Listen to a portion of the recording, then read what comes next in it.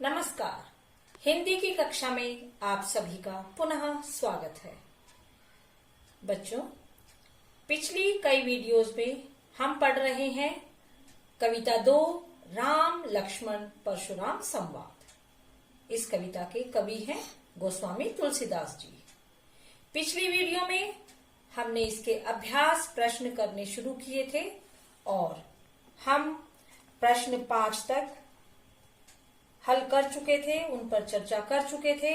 आज इसी श्रृंखला को आगे बढ़ाते हुए हम शुरू करते हैं प्रश्न 6 से। तो अब मैं प्रश्न 6 पढ़ती हूँ।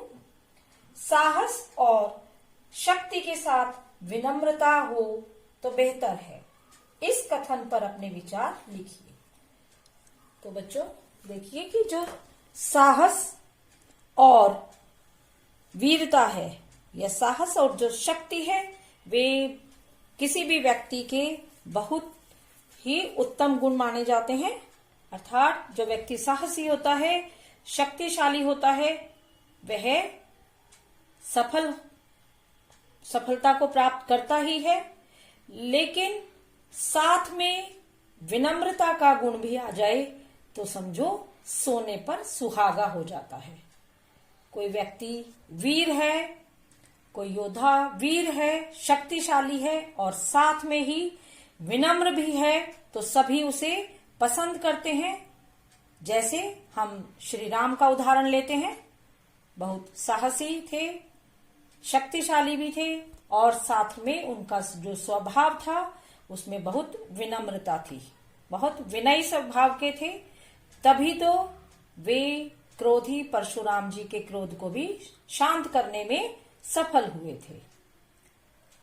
तो अगला पॉइंट है इसमें कि विषम परिस्थितियों से गुजरकर वे अपने लक्ष्य की प्राप्ति कर पाते हैं। अर्थात कितनी भी विकट स्थिति हो, कोई भी विपरीत स्थिति हो, यदि उसमें विनम्रता का भाव भी है तो वह हर मुसीबत का सामना आसानी से कर सकता है और अपने लक्ष्य को प्राप्त कर सकता है। अर्थात साहस और शक्ति के साथ विनम्रता का होना भी बहुत जरूरी है यदि वह अपने जीवन में सफलता पाना चाहता है, अपने लक्ष्य को प्राप्त करना चाहता है। अब चलते हैं हम अगले प्रश्न की ओर। इसमें आपको भाव स्पष्ट करना है। जो हमने पहले भी कविता में ये सारी पंक्तियां पढ़ी हैं, ये चौपाई पढ़ी है और इसी को यहाँ पर दोबारा मैं पढ़ रही हूं। जो इसका क भाग है उसमें देखिए क्या भाग है, क्या भाव है कि बहसी लखनऊ बोले मृदु बानी, अहो मुनीसु महाभट मानी, पुनि पुनि मोही दिखाव कुठारू, चहत उड़ावन फूकी पहाड़ू। अब इन पंक्तियों में लक्ष्मण जी क्या कह रहे हैं, किसको कह रहे हैं, क्या भाव है? वे हंसकर परशुराम जी से कहते हैं कि ओह मुनि, ओह मैंने तो आपको महान योद्धा माना था, लेकिन आप तो मुझे बार बार अपना जो कुठारू है वह दिखाकर मुझे डरा रहे हैं और ऐसा लगता है मानो फूंक से ही पहाड़ को उड़ा देना चाहते हैं। अर्थात लक्ष्मण कहना चाहते हैं कि वे भी कोई कमजोर एक निरीह बालक नहीं है कि जिसको आप ये कुठारू दिखाकर अपना डरा सकते हैं। ठीक है, तो अगले ख भाग पर चलते हैं। इहा कुंबड़ बतिया कोहू नाही, जे तर्जनी देखी मरी जाही, देखी कुठारू सरासर बाना, मैं कछु कहा सहित अभिमाना। इन पंक्तियों में भी लक्ष्मण व्यंग करते हुए परशुराम जी को कह रहे हैं कि यदि आप वीर हैं, क्रोधी हैं, योद्धा हैं, तो हम भी कोई कुंबड़ बतिया अर्थात कोई कोमल फल नहीं है। यहाँ पर जैसे छुई मुई का फूल होता है जो केवल छूने मात्र से ही वह मुरझा जाता है, अपने आप को लक्ष्मण कह रहे हैं कि वे भी कोई छुई मुई का फूल नहीं है जो कि आपकी तर्जनी उंगली देखकर ही डर जाएगा। तर्जनी अर्थात जो अंगूठे की जो साथ वाली उंगली होती है उसे हम तर्जनी बोलते हैं। और ये जो आपने सरासर बाना अर्थात धनुष, बाण और कुठार धारण किया हुआ है, इसी सब को देखकर मैंने आपको कहा अभिमान के सहित कि मैं आपसे आपके वेश को देखकर जो कुछ भी कह रहा हूं, जो आपने कुठार और धनुष बाण धारण किया हुआ है, इसी को देखकर मैं ये सब कह रहा हूं, जबकि आप भी मुझे कमजोर ना समझे। आप ये ना समझे कि मैं आपकी एक उंगली दिखाने से या कुछ वचन सुनकर डर जाऊंगा। अब हम चलते हैं इसी के ग भाग की ओर।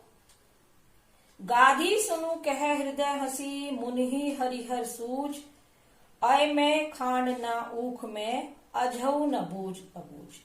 गाधी सुनु अर्थात गाधी पुत्र, गाधी के पुत्र विश्वामित्र जी, वे अपने मन ही मन में हंस रहे हैं। क्या सोचकर हंस रहे हैं कि जो मुनि हैं, कौन मुनि? परशुराम जी, उन्हें केवल अपनी ही वीरता, अपना ही शौर्य नजर आ रहा है। जैसे जो सावन का अंधा होता है उसे चारों तरफ हरा ही हरा दिखाई देता है, हरा ही हरा सूझता है, इसी प्रकार परशुराम जी को केवल अपनी ही वीरता दिखाई दे रही है। और जिस लक्ष्मण को वे एक साधारण सा बालक समझ रहे हैं, किसके प्रकार समझ रहे हैं? जैसे गन्ने से बनी हुई खांड होती है, मीठी खांड जिसको खाया जाता है, वह गन्ने से बनी हुई खांड ना होकर लोहे से बनी हुई एक कड़ी या कठोर तलवार के समान है। अर्थात लक्ष्मण कोई साधारण बालक ना होकर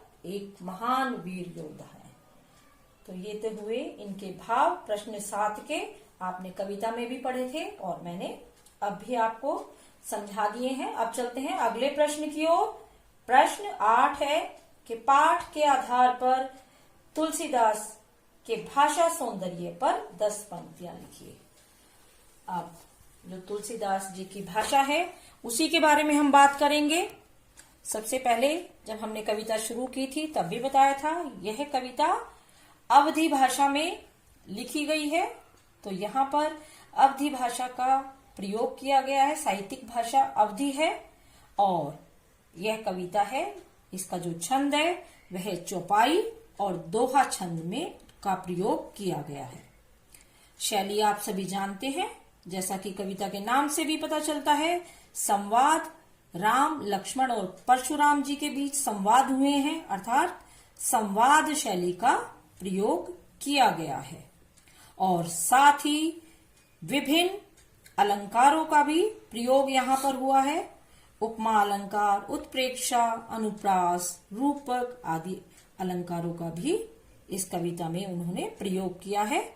और जहां तक रस की बात करते हैं तो यह वीर और रौद्र रस का यहाँ पर अनुपम संगम दिखाया गया है इस कविता में।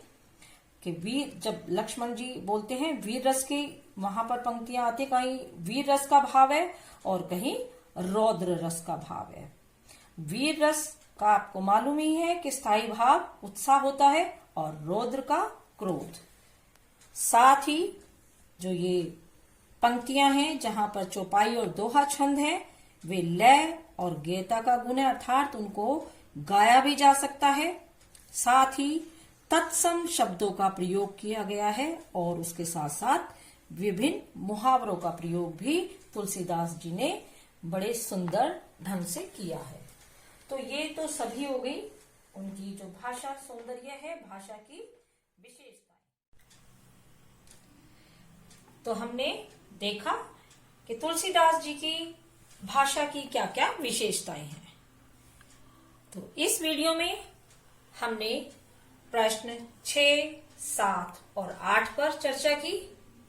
अब मैं समझती हूं आप इन तीनों प्रश्नों को लिखने में सक्षम होंगे। इनको आप अपनी पाठ्य पुस्तक से देखकर, समझकर अपनी अभ्यास पुस्तिका में लिखेंगे। तो आज के लिए बस इतना ही।